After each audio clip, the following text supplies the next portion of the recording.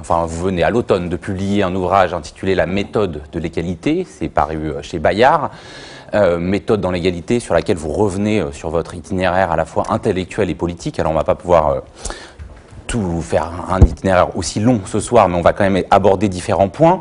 C'est toujours un peu étonnant de faire une interview sur un livre d'entretien, puisque c'est lui-même un livre d'entretien, mais on va évoquer d'autres ouvrages que vous avez pu signer, notamment La haine de la démocratie. Et puis, finalement, ces entretiens sont un peu une partie de votre méthode d'intervention, au point que les éditions Amsterdam avaient publié il y a quelque temps un recueil de vos entretiens qui s'appelait, réunis sous un joli titre, qui était « Et tant pis pour les gens fatigués ». C'est-à-dire que vous n'êtes pas encore fatigué des entretiens, Jacques Rancière? Oh, un petit peu, enfin bon, j'essaierai encore de faire celui de ce soir. Bon, d'accord. Alors, du coup, je vais pouvoir commencer par une question un peu vaste, qui est un peu au cœur de l'ouvrage que vous venez de publier, qui serait, si mes livres ne tombent pas, qui serait comment est-ce que vous concevez le rôle, alors je ne sais pas s'il faut vous appeler philosophe, savant, intellectuel, vis-à-vis du politique?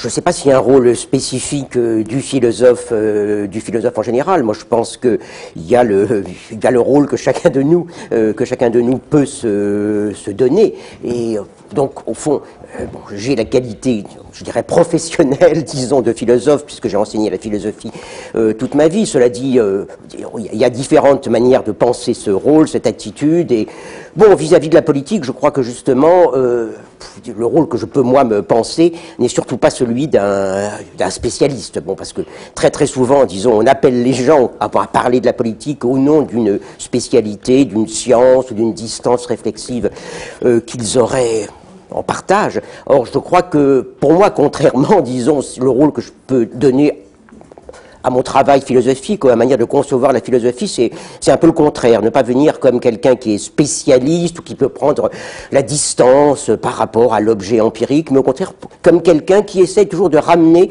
ce qui est censé être le travail des spécialistes ou l'affaire des gens véritablement concernés et compétents dans le domaine de la pensée commune. Je pense que fondamentalement la philosophie c'est le domaine de la pensée commune, c'est-à-dire de la pensée qui est partagée par tout le monde, que donc s'il y a un rôle qu'on peut se donner à condition, si on veut vraiment jouer le rôle du philosophe, quoi, je pense que c'est d'abord celui-là, toujours de renvoyer en quelque sorte les problèmes de leur état, un petit peu de choses très compliquées pour des savants, à leur état de choses sur lesquelles tout le monde, en quelque sorte, a une capacité de penser. Mais alors, vous avez souvent insisté sur le refus d'une articulation entre pensée et politique qui serait un lien de démystification. En gros, voilà, on pense lucidement et ça permet d'agir. Du coup, comment est-ce qu'on définit ce lien entre pensée et politique ? Bon, je crois qu'il faut d'abord partir du fait qu'il n'y a pas de lien direct au sens où on l'a souvent entendu, à savoir que on donne la théorie juste, et puis si on donne la théorie juste, la pratique doit suivre, ou bien on éclaire les gens sur leurs illusions, ils perdent leurs illusions, ils se mettent à agir correctement. Bon, il y a une foule de modèles comme ça, bon, par rapport auxquels je pense qu'il faut vraiment partir d'une idée, qui est l'idée, je dirais, de l'écart précisément, entre une parole qui se profère en un lieu et puis les effets qu'elle peut produire, il n'y a aucun lien direct. Donc ça veut dire quoi, si je parle sur la politique, si on parle sur la politique, sur tout autre sujet, je dirais qu'on s'inscrit dans une espèce de tissu, encore là, un fond très large finalement, de paroles, de pensées, de pratiques, qui essayent de constituer comme une espèce d'intelligence partagée de la chose politique ou de la chose dont il est question. Et je crois que c'est pour moi ça qui est fondamental, à savoir peut-être que ce que je vais dire en tel ou tel lieu peut modifier la perception, la pensée que d'autres ont sur ce sujet. Mais bon, c'est jamais gagné. Donc fondamentalement, bon, on peut pas du tout mesurer les effets. On peut quand même quelquefois mesurer les effets à long terme, c'est-à-dire qu'on se rend compte que des choses sur lesquelles on a insisté, eh bien, petit à petit, elles ont pénétré, c'est-à-dire que effectivement, les gens ont changé un petit peu leur vision sur un sujet. Bon, j'ai publié il y a maintenant 25 ans un livre qui s'appelle Le Maître ignorant, qui apparaissait comme une espèce de chose complètement folle. Et puis bon, 25 ans après, je dirais, je me rends compte que ça a aidé dans toutes sortes de gens, des professeurs, des artistes, des gens dans tous les métiers, à avoir une attitude différente par rapport à leur métier. Je me rends compte parce qu'ils me l'ont dit, quelquefois 15 ans après, 20 ans après. Voilà, mais je pense que si on attend véritablement un effet au sens de, voilà, je vous dis les choses et maintenant vous allez agir, maintenant vous allez comprendre, on est complètement dans l'illusion.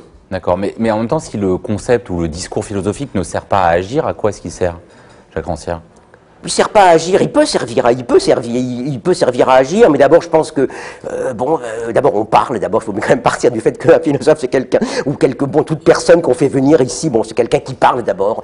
Mais en même temps qu'il faut penser qu'il y a une action justement de la parole, qu'il y a une action de la pensée, qu'il faut pas toujours avoir cette espèce de gouffre, à savoir il y a que des mots, et puis au-delà il y a l'action, et comment on passe de l'action au mot. Non, le monde pratique dans lequel nous vivons est un monde qui est tissé de mots. Bon, vous devez parler tout à l'heure de l'islam, de l'islamophobie, et on voit bien que, voilà, bon, on n'est pas simplement avec des réalités concrètes, on est avec des réalités qui sont vraiment tissées, qui sont vraiment organisées par la circulation d'un certain nombre de mots. Et bon, si la parole joue, si la parole a une activité pour éventuellement déplacer un petit peu ce réseau de mots dans lesquels nous pensons et nous vivons, ben oui, c'est pas rien. Je dis pas que c'est grand chose, mais je pense que c'est pas rien. Surtout, il faut sortir de cette espèce d'idée. Il y a les mots d'un côté, et puis il y a la pratique d'un autre côté. La politique, c'est de la pratique. Les mots, c'est des mots. Non, la politique, c'est 90% des mots finalement. La politique, c'est d'abord comment on qualifie des situations. Oui, dans cet ouvrage que vous venez de publier, La méthode de l'égalité, vous dites quand même que vous êtes donné certains objectifs qui seraient à minima déconstruire certaines positions et nuire à certains consensus. Néanmoins, vous choisissez quand même souvent, on vous a entendu sur des sujets plus que d'autres, les migrants, les Roms, le racisme, notamment pour dénoncer l'idée que le racisme sera un grondement populaire qu'il faudrait exprimer sous forme de racisme d'État. Comment vous choisissez ces objectifs et ces objets plutôt de réflexion ? Bon, et du coup, quels sont, et la question derrière, c'est quels sont vos modes d'intervention, même si c'est difficile de les systématiser? Bon, je dirais que, il y a deux choses. Bon, il y a finalement le fait qu'on suit sa ligne propre, qu'on a ses objets propres de pensée, ça c'est une chose. Et puis il y a le fait qu'on est sollicité par l'actualité, et aussi sollicité par des gens qui s'occupent de l'actualité. Et à partir de là, au fond, la question c'est est-ce que j'ai quelque chose à dire ou est-ce que j'ai rien à dire? Est-ce que ce que je dis peut avoir un sens pour déplacer effectivement les choses? Prenez j'ai été appelé plusieurs fois à intervenir sur des questions, qui tournent autour de les sans-papiers, l'immigration, les banlieues, les Roms, le racisme, etc. Et à ce moment-là, je me dis, qu'est-ce que j'ai à dire? Je pense que ce que j'ai à dire, fondamentalement, c'est peut-être essayer de déconstruire une certaine idée qui est très très prégnante, y compris très très prégnante chez les gens qui pensent qu'ils sont à gauche et très radicaux, à savoir que le racisme, c'est une espèce de chose populaire, que le Front National, le racisme, tout ça, la xénophobie, c'est des choses comme vraiment ancrées dans une espèce de naturalité un petit peu d'un peuple un peu comme ça arriéré ou crispé. J'essaie de dire non, ça ce sont quand même des images qui sont complètement fausses. Je dirais qu'on vit pas dans un monde où il y a des gens, où il y a des meutes qui se poursuivent, qui se jettent sur les immigrés ou que sais-je. Non, on vit dans un monde où il y a d'abord toute une série de mesures d'État, parce que tous nos États ont besoin de régler la circulation. On est dans un monde en principe de la libre circulation, mais les capitaux circulent librement, mais pas les gens. Il faut les empêcher de circuler librement. Donc, il y a toute une série de politiques d'État qui construisent effectivement des restrictions. Il y a toute une série de campagnes idéologiques qui, autour de ça, construisent effectivement quelque chose comme une espèce de racisme, si on peut dire, en quelque sorte, qu'on pourrait dire structurel, froid. J'avais appelé ça, je pense, une fois le racisme froid. Et après ça, ce racisme en quelque sorte froid, il est comme réappliqué, si vous voulez, à une espèce de bec populaire qui en demanderait, quoi. Alors j'essaie de dire, peut-être essayer de changer un petit peu votre vision, ne pas toujours à penser que si le gouvernement prend telle ou telle mesure, a tellement d'intérêt à avoir 36 000 ou 37 000, disons, expulsions par an, c'est pas nécessairement pour plaire à un électorat supposé arriéré, c'est que, ça fait partie d'une espèce de logique d'État, et peut-être qu'il faut déplacer l'analyse de ce côté-là, quoi. Et sur ces questions, est-ce que vous percevez une logique d'État différente maintenant qu'on a changé de gouvernement?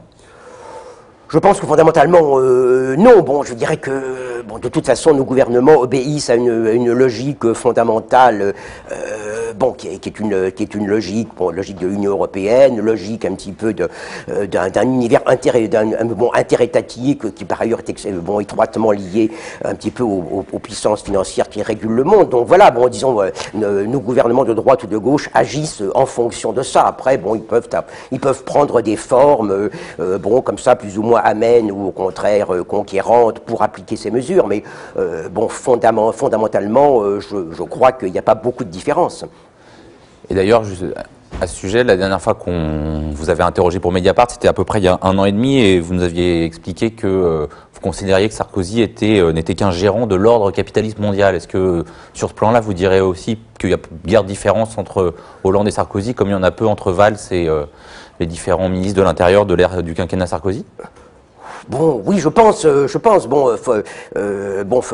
Fondamentalement, je crois que les politiques que nos gouvernements appliquent, ce sont pas eux qui les ont inventées. Bon, ce sont comme des espèces de politiques qui s'imposent à eux comme des espèces de contraintes, voilà, qui viennent d'ailleurs, dont ils ont tout intérêt à penser qu'elles viennent d'ailleurs. Bon, et puis voilà. Bon, par rapport à ça, ils essayent de faire quelques petites différences comme ça, mais fondamentalement. Oui, je crois que, oui, disons, nos gouvernements de droite ou de gauche sont effectivement des gérants de du capitalisme mondial aujourd'hui. Bon. Mais donc ça veut dire qu'un changement de majorité politique, pour vous, c'est pas un changement politique ?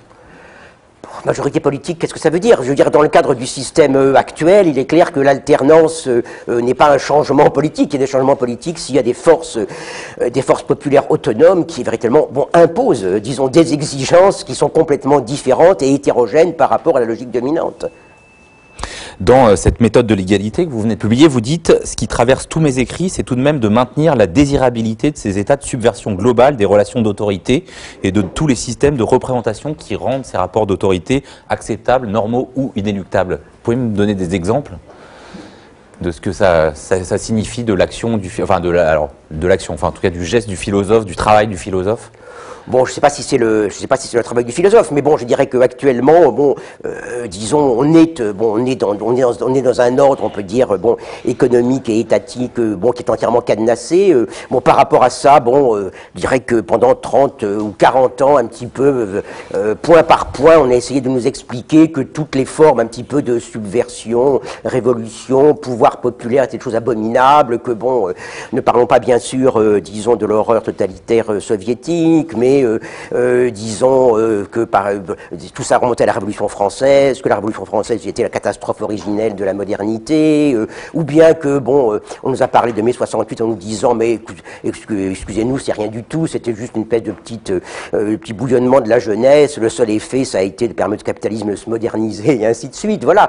Et je pense que fondamentalement, ce qu'on essaye de faire, très très systématiquement, c'est une espèce de contre-lecture de tous les événements qui ont été, je dirais, des événements dans lesquels il y a eu quelque chose comme un pouvoir populaire, un pouvoir de ceux qui normalement n'ont pas le pouvoir, une parole, ceux qui n'ont pas la parole. On a essayé de nous montrer tout cela comme dangereux, criminel, utopique, que sais-je, quoi. Moi, je pense que, j'ai essayé effectivement de rendre à ces choses leur puissance politique, mais aussi leur puissance de pensée. Moi, quand j'ai travaillé sur l'histoire ouvrière, la parole ouvrière, c'est pas simplement, disons, pour, en quelque sorte, remettre en mémoire les souffrances des malheureux ouvriers, mais pour remettre en mémoire tout ce qu'il y avait eu de force, je dirais, de force vitale dans leur pensée, dans leur action, pour dire que tout ça fait partie effectivement au fond, des capacités humaines, quoi, simplement.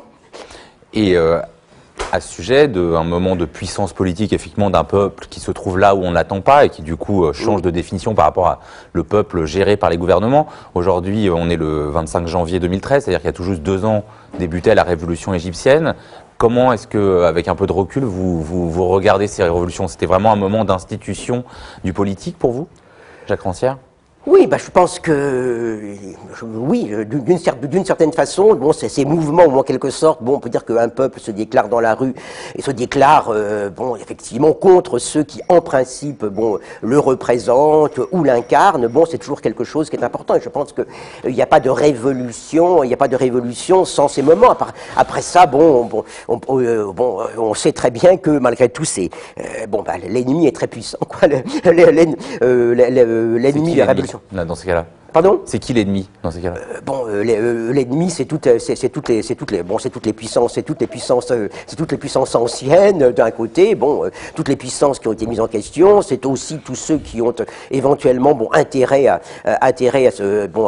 profiter de ces moments de subversion pour avancer leurs propres pions, confisquer les mouvements populaires. Donc voilà. Mais je dirais que ce qui s'est passé en Égypte, passé en Tunisie, maintenant tous les gens disent mais regardez si ça bouge, justement c'est toujours le même problème quoi. Si ça bouge c'est la catastrophe quoi. Si ça bouge vous aurez les islamistes un peu partout. On dit maintenant vous savez on connaît l'argument quoi. Les dictatures c'est un peu embêtant c'est vrai mais si vous touchez aux dictatures vous aurez l'islamisme. Voilà je dirais que ce raisonnement là il faut le refuser. Tout état en quelque sorte je dirais de déséquilibre par rapport effectivement à un ordre institué comporte une masse de dangers, comporte toute une série de possibilités effectivement d'extinction, de récupération. On l'a vu pour tous les mouvements insurrectionnels populaires, mais je pense qu'il faut partir du fait que malgré tout il y a une puissance populaire, une puissance un peu des anonymes qui s'est exprimée et ne pas avoir la vision paranoïaque de l'histoire, à savoir que dès qu'il y a des gens qui bougent, en fait c'est uniquement parce qu'ils sont manipulés. On sait que il y a cette espèce de logique qui est très très prégnante, à savoir que finalement tout ce qui bouge c'est de la manipulation quoi. Et je pense qu'il faut par rapport à ça c'est toujours on revient à la question précédente quoi, maintenir l'idée que on peut bouger sans être manipulé. Et alors, qu'est-ce qu'on fait quand on est, comme vous, attentif à ces mouvements, notamment du peuple dans la rue? Comment est-ce que vous regardez, par exemple, là, dimanche, il y a une manifestation pour le mariage pour tous, mais il y a 15 jours, il y a eu la manif pour tous, qui était un moment assez troublant, où on a vu quand même une des manifestations les plus massives des dernières années, avec des gens qui souvent manifestaient pour la première fois, et qui manifestaient pas pour revendiquer quelque chose pour eux, mais contre le fait d'une égalité des droits pour les autres. C'est-à-dire qu'on a à la fois, d'une certaine manière, un peuple anonyme qui descend dans la rue et en même temps quelque chose qui est vraiment anti-égalitaire au sens propre. Comment est-ce que vous regardez ça, vous ? Moi, je pense qu'il faut pas. Penser que j'ai jamais dit si les gens sortent de la rue, c'est bien en général. Quoi. Je pense que c'est pas le problème. Je veux dire que j'ai toujours pensé la politique comme une mise en œuvre, une mise en acte, disons fondamentalement d'une croyance égalitaire. Quoi. Cela dit, il est clair que les forces inégalitaires ont des moyens de persuader les gens, ont les moyens de les mobiliser. Je pense que c'est quelque chose qu'il faut tout à fait prendre en compte, et parce qu'effectivement on a toujours l'idée que il y a le progrès qui va de l'avant, et puis il y a les retardataires, et puis à un moment donné on se rend compte que c'est plus compliqué que ça finalement malgré tout. Oui, d'accord. Donc c'est pas effectivement, il suffit pas de sortir dans la rue pour qu'il y ait une puissance d'institutions politiques. Néanmoins, pour poursuivre là sur cette thématique, vous disiez quand même des moments qui peuvent être révolutionnaires. Qu'est-ce qui pour vous du coup définit une révolution? Parce qu'on c'est vrai qu'aujourd'hui on est quand même dans un état de crise où les gens disent soit c'est la catastrophe, soit c'est la révolution. Et en même temps, vous dites bien dans la méthode de l'égalité qu'aujourd'hui on sait qu'aucune crise économique n'a jamais déclenché automatiquement de révolution. Donc qu'est-ce qui pourrait faire qu'il y ait un renversement? Ça, vraiment, honnêtement, j'en sais rien. Enfin, je dirais que je pense que la plupart disons, ce qui a caractérisé la plupart des révolutions, c'est leur caractère imprévu. C'est-à-dire que il y a pas des révolutions parce qu'il y a des processus du genre, crise économique, toute une série d'enchaînements, et comme effet de la révolution, non. Il y a des moments finalement, où tout d'un coup apparaît une puissance populaire autonome. Alors après ça a des développements qui sont tout à fait, aléatoires. C'est justement quelque chose qui est très très frappant, c'est-à-dire que ce qui se passe dans un processus révolutionnaire, c'est comme des espèces d'accélération. Tout d'un coup, justement, des choses qui avaient l'air invraisemblables apparaissent, quoi, et puis éventuellement créent en quelque sorte quelque chose comme un espace et un temps, différents, quoi. Et ça, c'est des choses qui sont absolument imprévisibles. Alors effectivement, si on les mesure à une espèce d'échelle historique, on peut toujours dire finalement, ce ne sont que des espèces de moments éphémères. Moi, même même temps, je crois que ces moments créent en même temps justement comme des autres univers. C'est-à-dire qu'on vit on vit malgré tout dans d'autres mondes de sensations, de pensées, d'autres mondes de possibles en fonction de ces révolutions, y compris de celles dont on dit qu'elles ont raté, quoi. Et vous dites dans la méthode de l'égalité que les grands mouvements d'émancipation ont été des mouvements d'accroissement des compétences, peut-être plus que des mouvements destinés à préparer un autre avenir. Est-ce que vous en repérez aujourd'hui de tels mouvements d'émancipation ? Bon, je pense que oui, c'est toujours des moments où on se découvre capable de toute une série de choses dont on ne pensait pas être capable. Bon, effectivement, c'est ce qui s'est passé dans la rue d'abord en Tunisie, en Égypte, c'est que des gens ont été capables d'une part d'un courage, aussi d'une capacité de se rassembler, de faire confiance aux autres, bon, qui n'était pas du tout une chose évidente. Bon, si on pense à différents mouvements comme le mouvement du 15 mai à Madrid, un certain nombre de mouvements qui ont eu lieu, du genre effectivement les indignés Occupy Wall Street. Bon, on se rend compte que très rapidement, les gens non seulement se découvrent la capacité de descendre dans la rue, quoi, mais aussi éventuellement de mettre en place toute une série d'organisations. Bon, souvent il y a une espèce de discours, un peu de rhétorique, comme ça, un peu, disons, admise, qui dit il y a la spontanéité d'un côté, l'organisation de l'autre. Et bon, je pense que des mouvements comme ça, quand on regarde de près, mettent en place souvent des structures d'organisation, aussi bien pour l'organisation de la vie quotidienne que l'organisation de l'information, de la discussion, etc. Bon, qui sont tout à fait étonnantes. Et bon, et effectivement, je dirais, dans chacun de ces mouvements, tout d'un coup, on se révèle effectivement des capacités que les gens ne pensaient pas posséder, oui. Et c'est ça, pour vous, le moment où surgit la politique ? Je dirais, bon, je suis pas à penser qu'il y a comme ça des moments où il y a des grands surgissements, mais c'est des moments qui s'accélèrent la politique. Où certainement se produisent des espèces d'accélération, oui, d'une puissance commune partagée, oui. Pour revenir à ce livre que vous venez de publier, La méthode de l'égalité, qu'est-ce que ça signifie ? C'est d'abord une méthode de travail, c'est d'abord un principe philosophique. Comment est-ce qu'on pourrait la définir ? Bon, disons, pour prendre les choses un petit peu. Pour résumer 350 pages. Bon, non, pour prendre les choses d'abord, si on peut dire à la racine, quoi. La méthode de l'égalité, ça veut dire d'abord que l'égalité est quelque chose comme un principe et une pratique. C'est-à-dire que bon, il y a cette chose habituelle de considérer l'égalité comme soit comme un donné, c'est-à-dire qu'on est plus ou moins égaux ou inégaux, soit comme une espèce d'idéal plus ou moins utopique. Et bon, ce que j'ai appris, bon, lorsque j'ai écrit Le Maître ignorant, lorsque j'ai un petit peu suivi l'extraordinaire aventure intellectuelle de Joseph Jacotot, c'est que non, l'égalité, c'est d'abord quelque chose comme ce qu'il appelle une présupposition. C'est-à-dire qu'au fond, on en part, quoi. On part de l'idée qu'il y a une puissance de la pensée qui est égale. C'est-à-dire, bon, si on est chercheur, on part de l'idée que on met en œuvre une capacité de pensée qui n'est pas la capacité de pensée de tel ou tel spécialiste, mais la capacité de pensée de n'importe qui, quoi. Et donc, la méthode de l'égalité, ça veut dire, par exemple, justement, sortir du rôle de celui qui est spécialiste en tant que historien, que philosophe, que sociologue. Ça revient à ce que je disais tout à l'heure. La méthode de l'égalité, c'est une méthode qui essaye de se construire justement en traversant un petit peu toutes ces frontières disciplinaires, qui sont d'abord là pour dire, bon ben, attention, ça c'est un domaine réservé, ça c'est pour les spécialistes, bon, et ainsi de suite. C'est d'abord ça, je crois, la méthode d'égalité. Et bon, une méthode de travail qui, pour moi, consistait éventuellement à se jeter à l'eau, parce que bon, à un moment donné, bon, j'avais appris la philosophie, enfin un peu de philosophie, même si on ne savait pas énormément, quoi. Et puis, j'ai décidé de me faire historien, quoi. Alors, normalement, pour être historien, non, il faut avoir ce qu'on appelle la méthode, quoi. C'est-à-dire qu'il faut avoir suivi la formation, et ainsi de suite. Et puis bon, un jour, je me suis décidé que non, après tout, je pouvais m'en aller tout seul à la bibliothèque, dans les archives, errer un certain temps, ne pas partir d'idées générales sur la pensée ouvrière, le mouvement ouvrier, mais ou d'un corpus complètement défini. Mais finalement me laisser en quelque sorte guider par ce qui me venait entre les mains, quoi. Ça veut dire aussi, bon, une chose pour moi fondamentale, sortir d'une logique où on peut dire qu'il y a la pensée, puis il y a en face sa matière, quoi, si vous voulez. Bon, j'ai commencé à travailler sur l'histoire ouvrière et normalement, bon, dans ces cas-là, qu'est-ce qu'on est ? On est quelqu'un qui travaille sur un matériau qui vous donne de l'information, quoi. Et bon, j'ai commencé à travailler sur l'archive ouvrière et tout d'un coup, j'ai comme changé de position, c'est-à-dire que là où je devais avoir en principe de l'information, quoi, sur la condition ouvrière, les luttes ouvrières, non, j'ai eu autre chose, à savoir une pensée qui s'exposait, quoi, si vous voulez. Et donc j'étais parti, je l'ai raconté souvent pour voir ces documents là du menuisier Goni.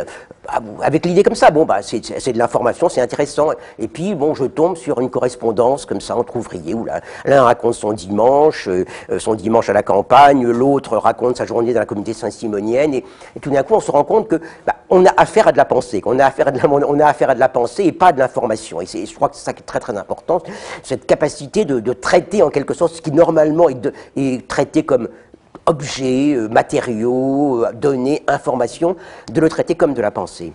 Effectivement, et du coup, ce que vous cherchez à repérer dans vos travaux, c'est moins des informations, on va dire historiques ou des concepts philosophiques, mais c'est ce que vous appelez souvent des scènes. Qu'est-ce que vous désignez comme ça?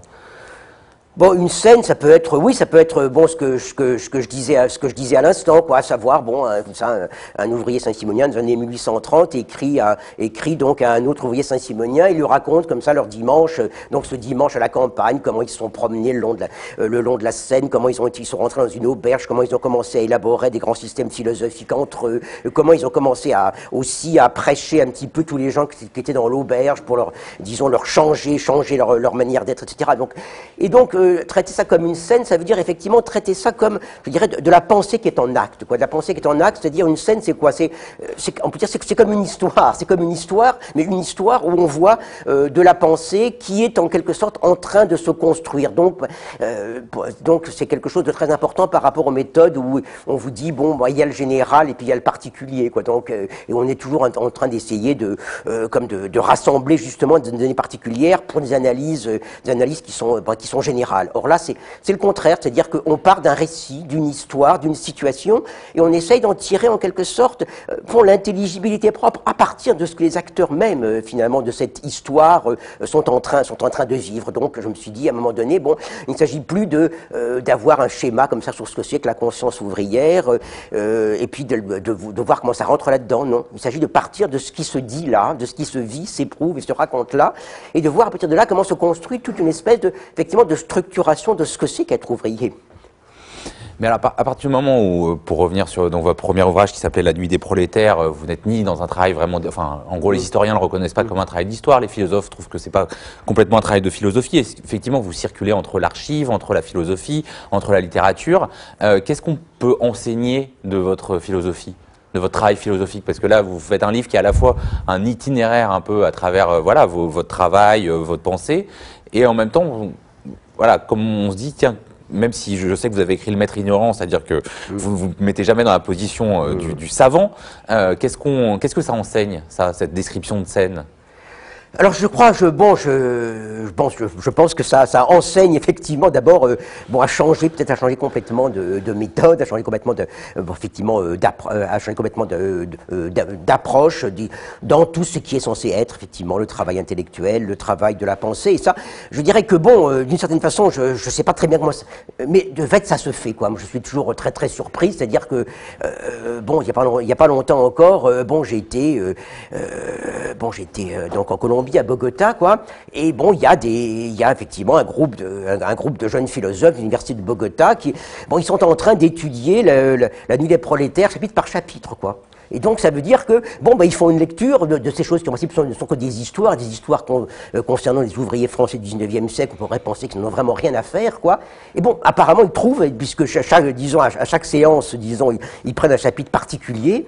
Bon, je pense que j'essaye d'y retrouver ce que j'ai essayé d'y trouver, à savoir, qu'est-ce que c'est finalement qu'est-ce que c'est que de la pensée en acte, qu'est-ce que c'est effectivement qu'une réflexion sur des situations qui se déroulent comme au ras même de ces situations, et comment est-ce qu'on peut effectivement acquérir d'autres formes d'intelligence justement en suivant ces petites histoires de gens qui en principe ne sont pas des philosophes, ne sont pas des spécialistes de la pensée. Au fond, qu'est-ce qu'on peut apprendre? Oui, aussi peut-être au fond de la pensée, de la vie, du temps, et justement à partir de cette espèce d'attention en quelque sorte à ce qui se joue dans une multitude de petites histoires. Et donc cette maxime égalitaire qui traverse votre travail, elle a des applications effectivement en termes justement de méthode de travail, même y compris de méthode d'écriture. Elle a aussi des applications politiques. Mais pour préciser, un mouvement, je dirais égalitaire au sens où vous l'entendez, c'est pas un mouvement qui veut à tout prix réaliser l'égalité. Non, c'est pas un mouvement qui veut réaliser l'égalité, puisque, disons, on peut dire le grand principe de l'émancipation intellectuelle, donc que j'ai repris à Jacques Otto, c'est que, disons, de toute façon, on réalise l'égalité que pour autant qu'on part de l'égalité. Donc, un mouvement égalitaire, c'est d'abord un mouvement qui est fondé sur l'idée d'une capacité égale qui est partagée par tous. Donc, un mouvement égalitaire, c'est d'abord un mouvement qui essaye de vérifier cette maxime ou cette présupposition égalitaire, quoi. Et ça, je crois que c'est quelque chose de de très très important. L'idée que oui, si on se dit l'égalité, on va y arriver dans l'avenir, on n'y arrivera jamais. On n'y arrivera jamais parce que les pédagogues de l'égalité constamment reproduisent indéfiniment la situation pédagogique inégalitaire. Donc, je pense que c'est ça qui est fondamental. Et justement, pour ça que dans tout un mouvement égalitaire, c'est un mouvement qui justement est toujours comme au fond en cause dans chacun un petit peu de ces processus justement qui ne peut pas se justifier par ses résultats, qui ne peut pas se justifier par ce qu'il poursuit. On connaît un petit peu toutes les logiques réalistes, pragmatiques, qui disent ce qu'on fait maintenant c'est pas bien beau, mais ce à quoi on va arriver dans 100 ans ou dans 5000 ans, ça va être extraordinaire, quoi. Or, disons effectivement, je pense que la maxime égalitaire dit non, l'égalité, elle est en jeu, on peut dire à chaque moment finalement, dans chaque action qu'on décide, dans chaque manière dont on pense son action, dont on la pratique, aussi dans l'ensemble des relations qui sont mises en œuvre par un groupe qui se dit disons de militants égalitaires. Et ça, on sait à quel point c'est important finalement, on sait à quel point ça s'est remis en question justement à travers ces mouvements comme le mouvement du 15 mai à Madrid, comme le mouvement des indignés. Au fond, qu'est-ce que c'est finalement qu'arriver quand même à une espèce d'assemblée générale qui ne soit pas d'avance manipulée par les spécialistes de la manipulation des assemblées. Qu'est-ce que c'est qu'une parole qui puisse vraiment s'échanger sans que déjà il y a un petit peu au fond comme cette espèce de puissance disons effectivement des habitués, des spécialistes qui aient mis déjà le grappin dessus par avance. Et c'est quelque chose effectivement qui se joue à tous les moments. Donc il s'agit de commencer vraiment par l'égalité, enfin de ne pas la considérer seulement comme un but. Du coup, c'est quoi par exemple la différence entre une société des égaux de Jacques Rancière et une société des égaux telle que la pense et l'écrit Pierre Rosanvallon par exemple? Je suis pas là pour dire effectivement disons quelles sont les différences. Mais il y a quelqu'un qui se présente aujourd'hui comme lui aussi définissant une théorie de l'égalité, je dirais. Oui, non, je pense. Alors pour moi, effectivement, je dirais que une société des égaux, c'est d'abord une idée. C'est-à-dire, c'est d'abord une idée directrice, mais une idée qui va définir des pratiques. C'est-à-dire que le problème n'est pas de définir des mesures qui font qu'il y aura plus ou moins d'égalité. Le problème, c'est d'abord de définir effectivement des pratiques, des orientations qui font que on maintient à chaque instant, au fond, faut dire comme une espèce de préséance de l'égalité sur l'inégalité, parce qu'on sait très bien qu'effectivement que tous les rapports sociaux sont comme des espèces de mixtes permanents, disons. Au fond, l'égalité est toujours entrelacée avec l'inégalité. Et au fond, une société des égaux, une communauté des égaux, c'est d'abord une communauté où, à tout instant, en quelque sorte, on essaye, disons, d'avoir cette espèce de préséance, en quelque sorte, de l'égalité sur l'inégalité. Donc, je crois que c'est pas un programme, c'est-à-dire, c'est pas un programme de parti, c'est pas une série de mesures à réaliser, même si on peut effectivement dire, après tout, il y a des moyens, un peu dans tous les domaines, d'avoir certainement, plus d'égalité. On voit très bien comment on pourrait avoir plus d'égalité dans les pratiques gouvernementales, parlementaires et ainsi de suite, par exemple. Mais fondamentalement, je pense que c'est d'abord quelque chose qui est en jeu vraiment dans le quotidien et pas à pas, quoi. Et donc, si on vous entend, cette méthode de l'égalité, elle a forcément des implications sur la manière de penser la communauté et la démocratie. Vous aviez publié, il y a quelque temps, un ouvrage qui s'appelait « La haine de la démocratie ». Est-ce que vous pouvez me réexpliquer ce qui constitue pour vous cette haine ? Bon, j'étais parti de cette situation qui était quand même assez étonnante. À savoir que on vit dans des pays qui s'appellent des démocraties où on considère effectivement que la démocratie fait partie de notre univers, quoi. Et puis on a vu se développer, je veux dire tout particulièrement en France, quoi. À la fin du millénaire précédent et au début de ce millénaire, comme une espèce de nouvelle haine, je dirais intellectuelle de l'égalité. C'est-à-dire qu'on a vu se développer toute une série d'ouvrages pages de discours consistant à dire mais finalement la démocratie au fond c'est pas si bien que ça, quoi. Bon, on sait qu'à une époque il y avait le grand partage démocratie contre totalitarisme c'est le mal, nous on est le bien, c'est la démocratie, la libre expression. Et puis on a vu petit à petit, à partir du moment justement où il n'y avait plus en quelque sorte l'autre totalitaire, il n'y avait plus en quelque sorte au fond d'ennemis, quoi, on a vu se développer au sein de ces pays qui se disent démocratie des discours de plus en plus insistants disant oh là là mais attention, la démocratie c'est pas ce que vous croyez, la démocratie c'est le pouvoir des individualités de masse, c'est la société de consommation, c'est ce sont toutes sortes de choses qui finalement mettent en danger la société politique, mettent en danger la décision politique. Donc on a vu véritablement tout d'un coup déferler comme ça on voyait ça tous les jours, c'est-à-dire dans les journaux tout d'un coup tout phénomène s'expliquait par la catastrophe démocratique. On pensait à cette histoire de la jeune femme faussement agressée dans un train de banlieue. On vous expliquait que c'était à cause de la démocratie. Tout le monde veut se rendre intéressant. De même, les émeutes de banlieue. Pourquoi? Parce que c'est la démocratie. Ils voient des trucs à la télé. Ce qu'ils voient à la télé, ils le veulent. Donc ils cassent tout parce que c'est ça la démocratie, c'est la consommation et tout ça. On a vu déferler de ça malgré tout d'un coup très très brutalement. Bon, c'est des choses qui ont toujours plus ou moins circulé, quoi.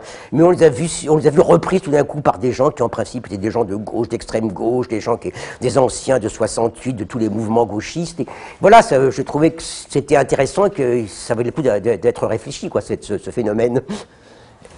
Et du coup, la réponse, elle est quoi? Elle est institutionnelle? Enfin, c'est un débat entre démocratie représentative versus démocratie participative, inclusion des citoyens. Enfin, comment vous pensez, alors si ce n'est l'amélioration de la démocratie, du moins une démocratie plus réelle? Bon, je pense que le débat, c'était d'abord le débat, c'était fondamentalement là, je dirais quelque chose sur la désirabilité d'abord d'une chose, quoi, puisque pour en revenir à une idée, à un débat qu'on avait tout à l'heure, quoi. C'est-à-dire qu'il y avait tout d'un coup comme ça, comme une espèce de déclaration globale que finalement la démocratie désigne quelque chose qui est pas désirable, quoi. Bon, à partir de quoi, je crois que la réponse est en deux temps, quoi. Premièrement, on pense que c'est important de la déclarer désirable, et deuxièmement, en même temps, on pense qu'il s'agit de savoir ce qu'elle veut dire comme chose désirable, quoi. Ce qui veut dire effectivement tout d'un coup partir justement de cette espèce de provocation d'une nouvelle haine pour essayer de définir quelque chose qui est au fond au cœur de la démocratie. Parce que le problème effectivement c'est que on avait tellement pris l'habitude de considérer la démocratie comme uniquement au fond le mode de gouvernement des pays riches, quoi, que finalement la chose on avait perdu, je peux dire tout relief, quoi. Or je crois que cette espèce de haine de la démocratie, ce qu'elle avait tout d'un coup, c'était que il y avait quelque chose effectivement comme un scandale dans l'idée même de démocratie, enfin, le scandale effectivement d'un pouvoir qui est le pouvoir de tous, d'une compétence qui est la compétence de tous. Donc moi ce que j'ai pensé qui était important à ce moment-là, c'est effectivement de remettre en quelque sorte de rendre à nouveau visible en quelque sorte ce que ça signifie si on prend ça au sérieux, à savoir que démocratie c'est pas seulement le fait que tous les 5 ans on va choisir entre les gens du PS et les gens de l'UMP, ceux qui vont nous diriger en se disant au moins s'il y a de l'alternance c'est pas toujours les mêmes, donc c'est peut-être mieux, quoi. Mais démocratie ça veut dire quelque chose comme c'est invraisemblable, à savoir un pouvoir qui est un pouvoir de n'importe qui, un pouvoir qui n'est pas légitimé par le fait que ce sont les plus malins, les plus sages, les plus savants, les plus compétents qui gouvernent. Non. Voilà, à partir de là, on se rend compte, on se dit, si effectivement, s'il y a de la haine, c'est qu'à un moment donné, il y a peut-être une certaine classe intellectuelle et politique qui ne supporte plus que sa, disons, supériorité soit mise en cause, mais aussi, ça a l'intérêt tout d'un coup de nous renvoyer à ça, à savoir si le mot veut dire quelque chose, il veut dire une espèce de pouvoir complètement invraisemblable, qui est le pouvoir de n'importe qui. Alors qu'est-ce qu'on peut en faire de ça? C'est ça qui devient intéressant, quoi. Oui. Qu'est-ce qu'on peut en faire? Alors, qu'est-ce qu'on peut en faire? Qu'est-ce qu'on peut en faire? Bien sûr, on peut en faire une réflexion, par rapport à nos institutions, savoir si véritablement nos institutions, on peut les appeler démocratiques. Et je pense que, elles sont très très largement des institutions oligarchiques, quoi. Effectivement, par rapport à quoi on pourrait redéfinir des institutions qui soient sinon plus démocratiques, du moins plus proches de la démocratie. C'est pour ça que j'ai relancé balancer comme ça des idées qui ont l'air d'idées un peu folles, comme le fait que la démocratie, originellement, c'est le tirage au sort et c'est pas l'élection, par exemple, quoi.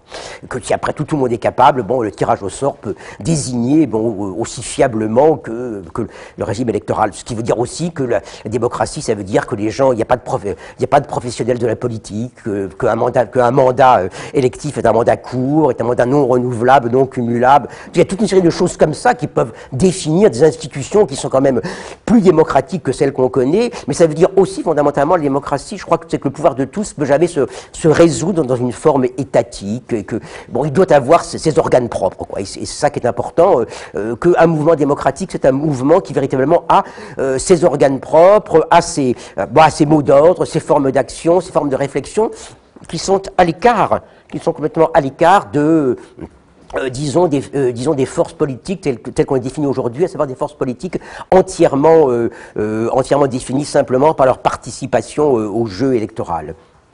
La haine de la démocratie était publiée en 2005, c'est-à-dire avant quand même l'extension de la révolution numérique, mais pour il parle à un journal comme Mediapart qui est fondé sur le participatif, sur l'idée que voilà, n'importe qui peut avoir une parole.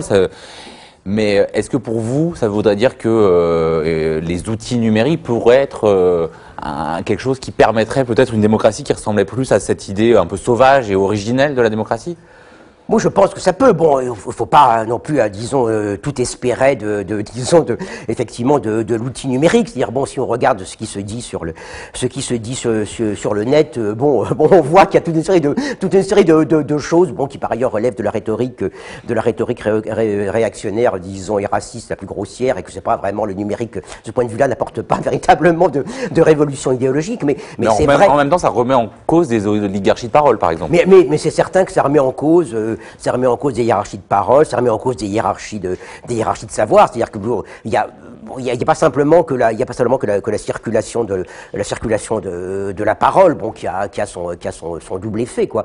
Mais il y a aussi, bon, au fond, la distribution, il y a la distribution du savoir, il y a la capacité effectivement d'intervenir, le partage de l'information. Ça, je pense que c'est des choses qui sont extrêmement importantes, et où certainement, bon, le numérique, bon, a apporté quelque chose, supprimer effectivement de la distance entre les lieux où l'information se concentre, s'analyse, se diffuse, et puis tout le monde. Ça, je crois que c'est important, oui.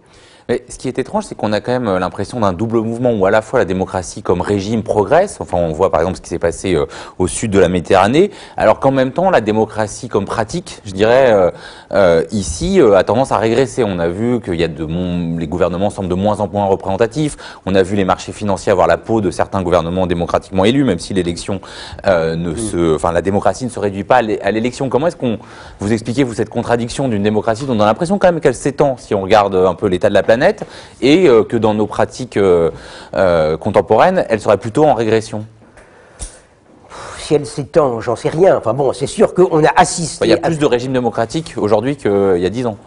Non, il y a plus de régimes, disons, constitutionnels, disons, avec un certain nombre de garanties des droits, peut-être. Ça, c'est un point. Bon, cela dit, il y a une régression très très forte, justement, dans les pays dits démocratiques, puisque donc, je dirais que fondamentalement, ces régimes sont de plus en plus effectivement soumis à une loi qui est la loi des marchés financiers, que de moins en moins, de moins en moins finalement, bon, on écoute bon la parole de ceux qu'on dit être les citoyens malgré tout souverains, quoi. Bon, on a tous évidemment en tête la fameuse histoire du référendum, disons, du référendum européen, et de la façon dont le traité a été repris et plus soumis, parce que bon, à ce moment-là, Sarkozy l'a dit, il y a des choses trop sérieuses pour qu'on les remette aux simples citoyens. Donc je pense qu'il y a quelque chose qui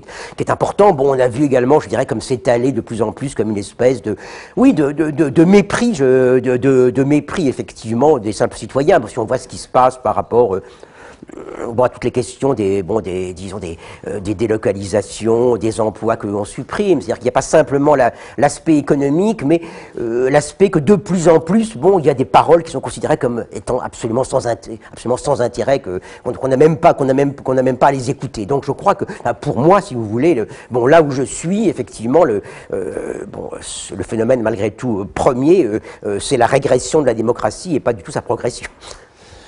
Mais vous avez cité là plusieurs fois au cours de cet entretien des mouvements comme Occupy, comme les 99%, comme les Indignés, où à la fois effectivement ils se sont inscrits quand même dans ce sentiment de régression de la démocratie en demandant une démocratie réelle. Néanmoins là on voit bien qu'aujourd'hui ça s'est aplani. Comment vous comprenez ça? Ça s'est aplani. Enfin je pense qu'il y a il y a véritablement un grand travail maintenant à faire. C'est-à-dire il y a eu comme une espèce de réveil, de sursaut démocratique qui est extrêmement importante, quoi. Après ça, c'est vrai que ça c'est difficile. C'est difficile pour des gens qui tout d'un coup malgré tout eu cette idée, ce courage, cette imagination d'inventer une autre forme malgré tout de participation à ce qu'on appelle la vie politique, savoir comment le continuer, quoi. C'est vrai que c'est un travail énorme. C'est un travail énorme qui suppose d'une certaine façon que on ait un petit peu l'idée de où on va, premièrement, et deuxièmement, est-ce qu'on est capable finalement de construire un autre monde? Je pense que c'est toujours la question par rapport à tous les mouvements, disons insurrectionnels, à tous les mouvements contestataires, c'est toujours une question de confiance. Il y a d'abord la confiance au minimum, c'est déjà beaucoup. On décide qu'on est capable de descendre dans la rue et de parler par nous-mêmes. Après ça, quelle confiance on a en nous pour penser qu'on peut construire un autre monde. Ça se fait pas tout seul, quoi. Et après ça, les gens peuvent dire, mais voyez, ils n'ont pas de programme. C'est bien joli à dire. Et cette confiance, elle passe par ce que vous avez appelé le partage du sensible? Elle passe par, disons, cette espèce de capacité à penser qu'on peut construire, un autre monde ensemble, effectivement, et que c'est pas simplement le fait de changer les institutions, de demander une meilleure part, de demander telle ou telle réforme, mais effectivement, de l'idée qu'on est comme copartageant d'un monde et également capable ensemble de construire un monde à venir. Et donc ça signifie quoi, qu'une révolution démocratique, ou au moins une réactivation, je dirais, du sens de l'exigence originelle de la démocratie, ce serait aussi une révolution esthétique? C'est une révolution esthétique. Il faut bien voir ce que veut dire esthétique. Esthétique, ça veut dire, d'abord une capacité d'arriver à une autre forme de visibilité. La fameuse histoire des occupations des places, justement, c'est déjà une révolution esthétique, au sens de dire, le peuple, c'est quelque chose qui peut se manifester, qui peut se donner une espèce d'expression, de parole autonome, et ça c'est quelque chose de très très important, se montrer effectivement comme construisant en quelque sorte déjà comme des embryons d'un monde qui est différent. Ça oui, on peut dire c'est esthétique en ce sens-là, pas au sens de l'esthétique, c'est la théorie de la beauté, au sens où c'est comme une espèce de reconstruction d'un monde sensible partagé. Merci beaucoup Jacques Rancière. Je rappelle le titre de votre dernier ouvrage, La méthode de l'égalité, c'est paru aux éditions Bayard. À 20h30, le grand débat animé par Edoui Plenel, Abdelkrim Branine, journaliste à Beurre FM et les journalistes de Mediapart sera consacré à la place des musulmans en France avec de nombreux invités. Et dans quelques minutes, à 19h, Mediapart reviendra notamment sur l'intervention française au Mali. Merci à tous.